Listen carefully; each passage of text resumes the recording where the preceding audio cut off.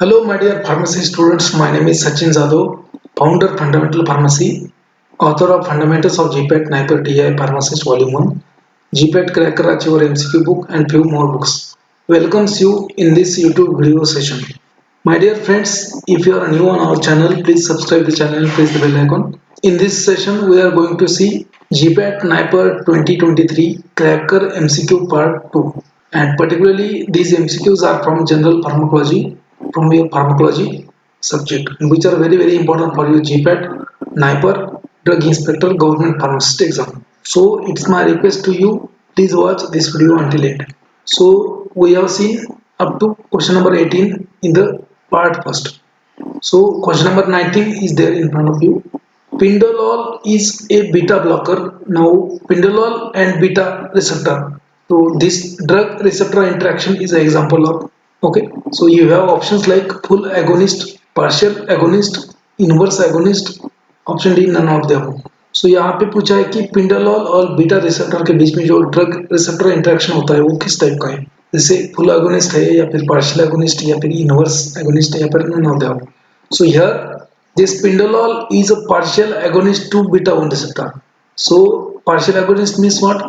Partial agonist means what? So it will also produce the agonistic activity like that of the full agonist. Okay, but intrinsic activity will be less.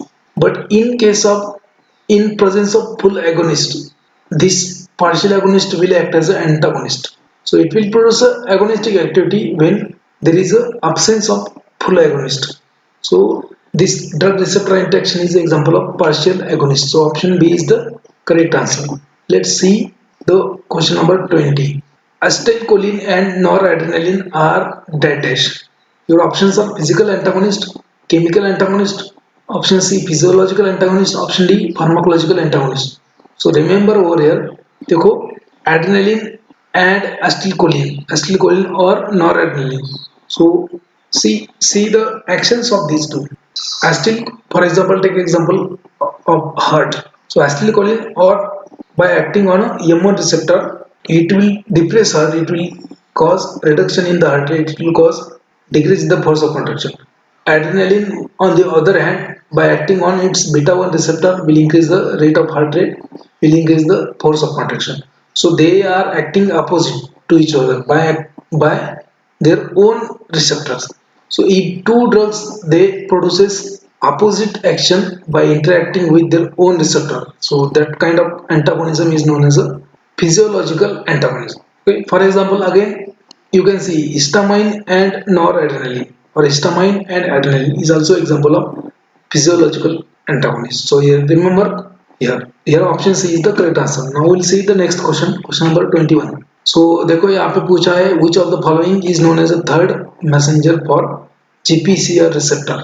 So which of the following is known as a third messenger for G protein coupled receptors? Option A is the cyclic AMP, option B is the inositol phosphate 3, option C is the DAG diacylglycerol, option D is nothing but the calcium. So remember this cyclic AMP, inositol phosphate, diacylglycerol, these three are known as a secondary messenger. Okay, so this cyclic AMP, IP3 and DAG, these are nothing but the secondary messengers.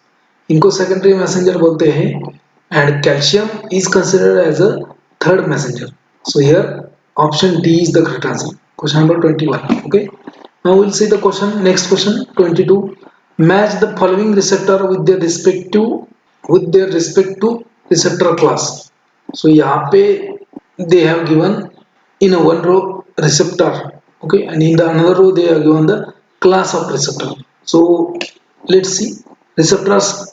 P thyroid hormone receptor, Q GABA A receptor, R beta adrenergic receptor, S insulin receptor. And in the receptor class they have given inotropic, metabotropic, kinase linked and nuclear receptor. So remember over here this thyroid hormone, okay, this thyroid hormone receptor is nothing but the intracellular receptor. Most of the hormone receptors they are belongs to nuclear receptor or intracellular receptor.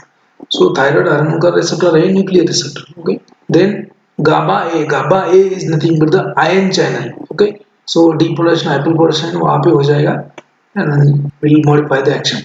So GABA A is the ion channel. Beta adrenergic receptor, they are nothing but the G protein coupled receptor and also known as a metabotropic receptor. Insulin receptor are known as a kinase linked receptor. So inotropic receptor means ion channel, metabotropic matlab G protein coupled receptor, kinase linked receptor means tyrosine kinase receptor, and nuclear receptor means intracellular receptor. So most of the hormone they act via nuclear receptor. This GABA A receptor is a ionotropic receptor. Then beta adrenergic receptor is a metabotropic receptor. Okay, so just find out the match. Insulin receptor is nothing but the kinase linked. Okay, so P4 देखो. So P4 it is present in the three options. P4 it is present in the all four options. Okay, let's go for another next. Okay. So GABA A receptor is a ion channel. Okay, so Q1 P4Q1 P4Q1 is here and P4Q1 is here.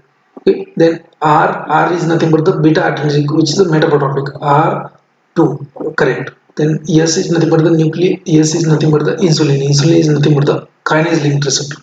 So S3. So here option C is the correct answer. Remember, ionotropic means ion channel, metabotropic means G protein coupled receptor, kinase linked means tyrosine kinase linked receptor, and nuclear receptor means intracellular receptor or receptor that regulate the gene transcription. Most of the hormone they act by nuclear receptor. Okay, insulin receptor is a type of kinase linked receptor. Okay, alpha receptor. Okay, then beta receptors. Most of them are metabotropic or G protein coupled receptor. This glycine receptor and GABA receptors, they are example of ionotropic receptor. So here option C is the correct match. Now we'll see the next question. देखो पूछता है question number 23, which measures the safety of drug. So lot of time they already asked the question on this such kind of questions. So option E therapeutic index, option B therapeutic window, option C ratio of MEC to the MST.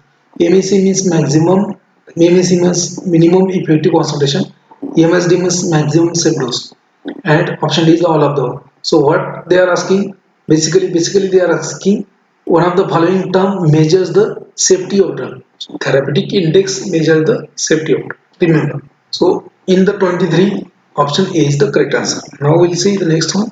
Question number 24. So ethical clearance is not required for following phase of clinical trials. What do you mean by ethical clearance? So while carrying out any pre-clinical trials or clinical trials, you need to get ethical clearance from animal ethical committee or human ethical committee. So that is nothing but the ethical clearance.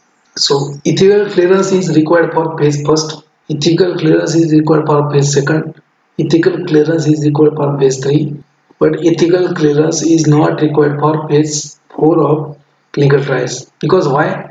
In the phase first you are using experimental drug, in the phase second also you are using experimental drug, in the phase 3 also you are using experimental drug.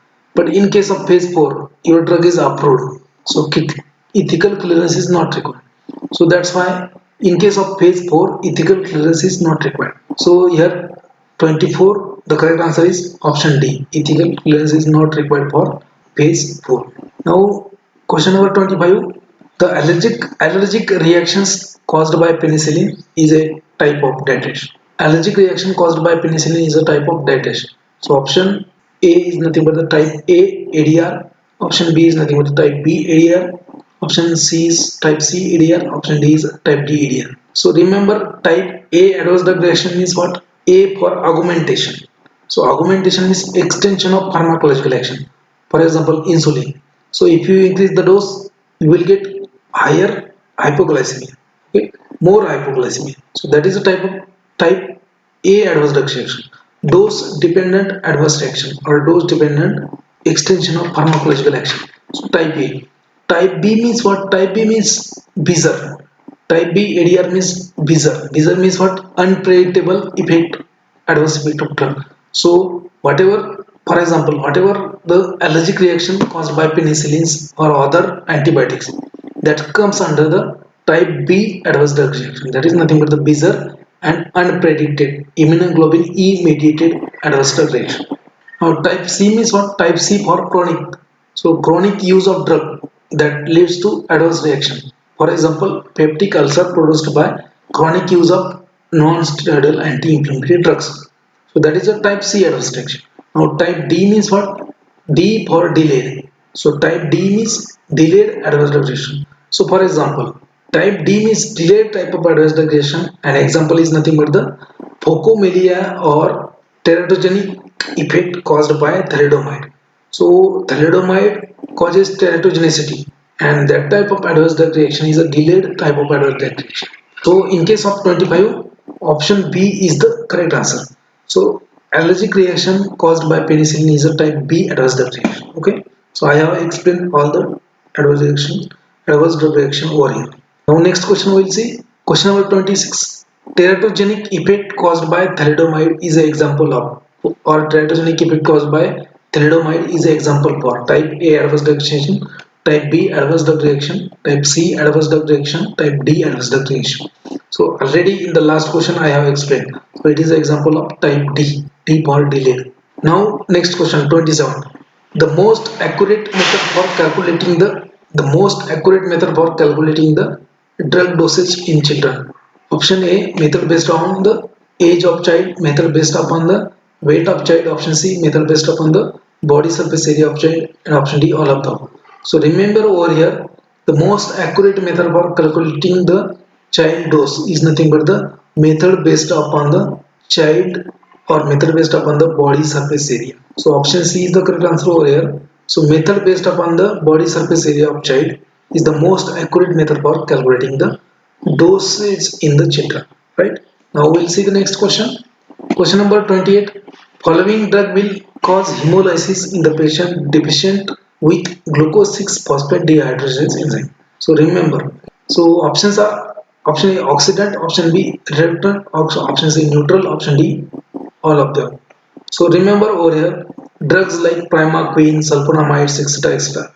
So these drugs act as an oxidant and they causes hemolysis, breakdown of blood in case of patient deficient with the glucose 6-phosphate dehydrogenase deficiency. For example, sulfonamides, then quinine, primaquine, etc., etc. These drug causes hemolysis in case of in the patient who are deficient with the glucose 6-phosphate dehydrogenase. Now next question is question number 29.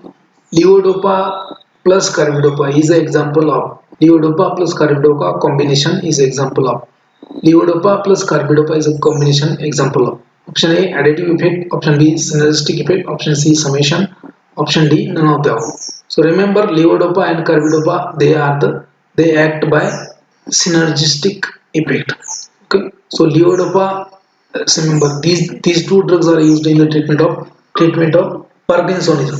Levodopa and carbidopa, these are the drugs used in the treatment of Parkinsonism. Levodopa cannot cross the blood-brain barrier. Levodopa is a prodrug, and carbidopa is nothing but the peripheral dopa decarboxylase inhibitor. Now, carbidopa prevents the peripheral metabolism of levodopa, and that's why it enhances the effect of levodopa. Carbidopa, as such, is not effective in the Parkinsonism, but it prevents the metabolism of levodopa in the body, and that's why it acts synergistically. So this combination is an example of synergistic effect. Remember, option B is the correct answer. Now question number 30, we'll see plasma drug concentration range below which drug is ineffective and above which causes toxicity is nothing but the option A therapeutic index, option B therapeutic window, option C therapeutic range, option D both B and C. So plasma drug concentration below which the drug is ineffective or not effective and above which toxicity occurs. The concentration is known as a therapeutic range. Therapeutic range, or it is also known as therapeutic window. So both are the same term, therapeutic range and therapeutic window. So here option B and C are correct. Means option D is correct answer. So therapeutic range means the concentration range between minimum effective concentration and maximum safe dose. It is also known as therapeutic window. Therapeutic index is a different term. Therapeutic index is known as a measure of safety. It is a ED50 or a LD50. Now friends, if you want such kind of lectures on a regular basis, you can join our GPAT Niper 2023 online course where subject wise and chapter wise video lectures will be there. Live lectures on Wednesday, Saturday, Sunday. Recorded lectures are also available in our application. Study material will be provided to you in the form of hard copy. Online test series will also be available. All these included in the 8,000 rupees. You can contact me on these numbers We have very much promising results from past few years, and if anybody wants my books also, they can order books from these numbers. Thank you very much for listening me.